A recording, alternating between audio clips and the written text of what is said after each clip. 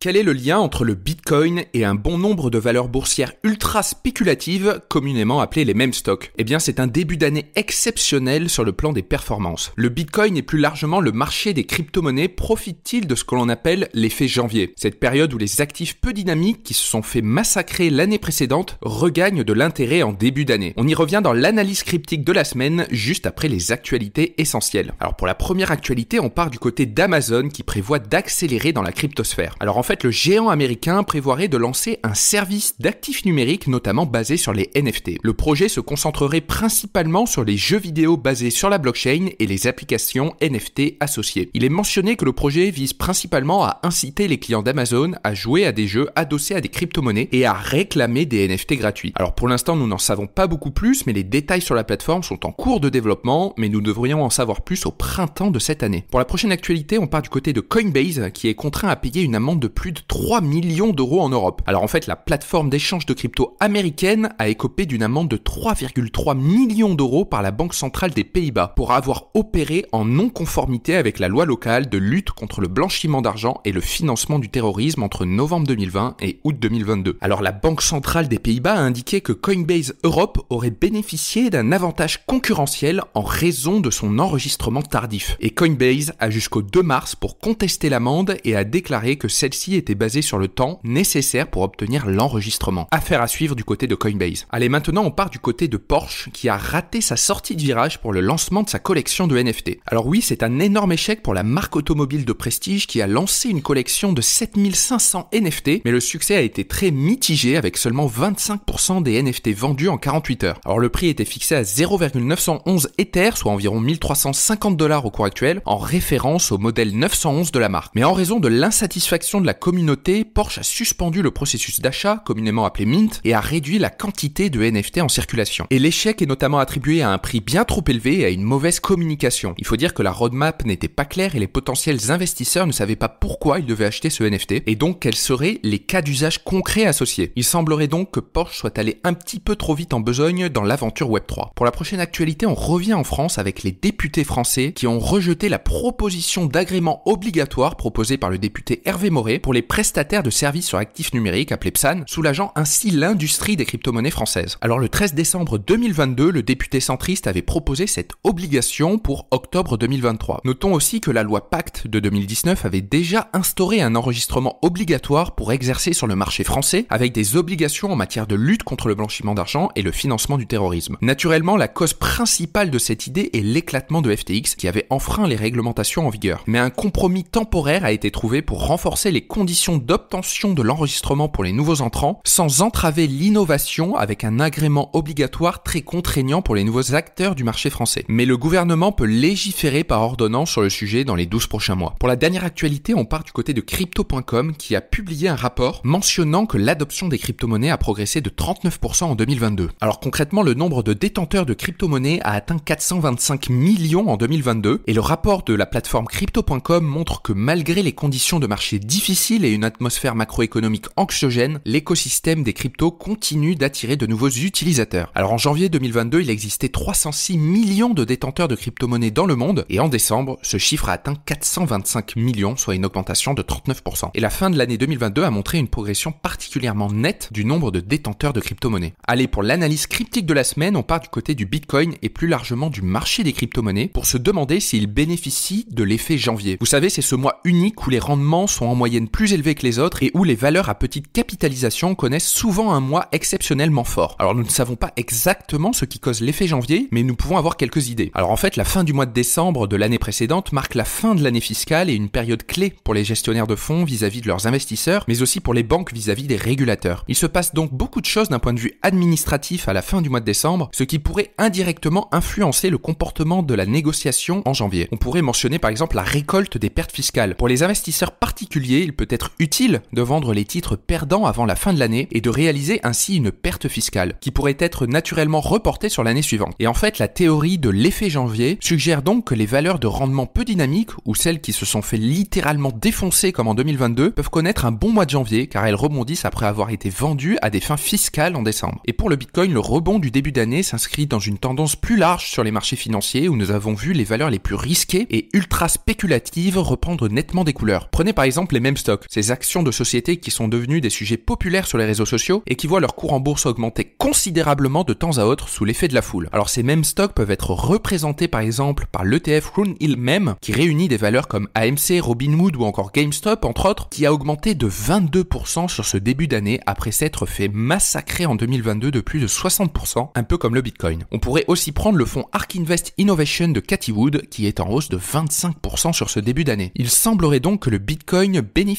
de ce regain d'appétit pour l'ultra-risque de la finance traditionnelle, comme en témoigne l'envolée de ces actions hyper spéculatives. Plus généralement, cela donne l'impression que les investisseurs espèrent que 2023 ressemblera plus à 2021 qu'à 2022. Et puis notons qu'il est plus logique que l'effet janvier soit plus prononcé cette fois-ci, compte tenu de la brutalité de l'année 2022 pour presque tous les types d'investissements, et d'autant plus pour les actifs risqués. Pour finir sur le Bitcoin et les crypto-monnaies, il est peut-être prudent d'attendre encore un peu avant de vendre la peau de l'ours définitivement et enterrer le marché baissier. Voici ce qu'il fallait retenir dans l'actualité des crypto-monnaies cette semaine et on se retrouve la semaine prochaine pour un nouveau tour d'horizon.